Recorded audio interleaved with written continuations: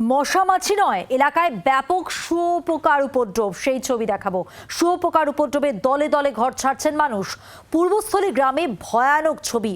কি জানাচ্ছেন গ্রামবাসীরা, শুনুন।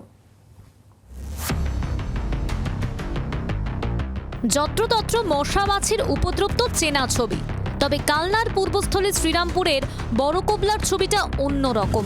যেদিকে চোখ যাচ্ছে সেদিকেই কিলবিল করছে শুঁয়োপোকা। অবস্থা এতটাই ভয়াবহ যে শুঁয়োপোকার উপদ্রবে এলাকা ছাড়তে হচ্ছে গ্রামবাসীকে।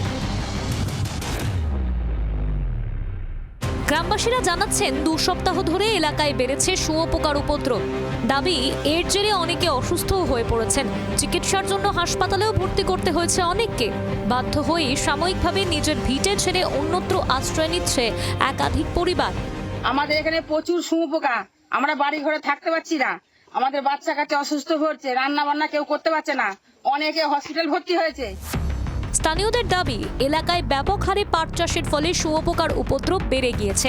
শুঁয়োপোকার লোম বাতাসে উড়ে খাবারে, পানীয় জলে মিশছে। ফলে ত্বকে জ্বালা, চুলকানি, অ্যালার্জি সহ বিভিন্ন শারীরিক সমস্যায় ভুগছেন এলাকার মানুষ। বাসিন্দাদের অভিযোগ, বিষয়টি নিয়ে তৃণমূল পরিচালিত শ্রীরামপুর গ্রাম পঞ্চায়েতকে একাধিকবার জানানো হলেও এখনো পর্যন্ত কোনো সুরাহা হয়নি। পাট চাষে এখানে তারা তেল দেয়নি বা ওষুধ দেয়নি, যাই হোক প্রতি বছরই চাষ হয়। এরকম প্রতি বছর আমরা ভুক্তভোগী হয়ে থাকি। শুঁয়োপোকার জ্বালায় আমরা কেউ থাকতে পারছি না। এই বছর অত্যন্ত বাড়াবাড়ি হয়ে গেছে, যার জন্য বাচ্চারা সবাই খেতে পারছি না, ভাতের মধ্যে পড়ছে, তাদের খাওয়া দাওয়া বন্ধ হয়ে যাচ্ছে, তারা অসুস্থ হয়ে যাচ্ছে। আমরা আমাদের এখানে বিধায়ককে জানিয়েছি, কালকে গেছিলাম আমরা, তাকে জানানোর পরে সে বললো একটা দরখাস্ত লিখুন, লিখে জমা দিয়েছি। তারা থানায় নাকি সেটা জমা দিয়েছে, কিন্তু আমরা সকাল থেকে তার সুরাহা দেখছি না।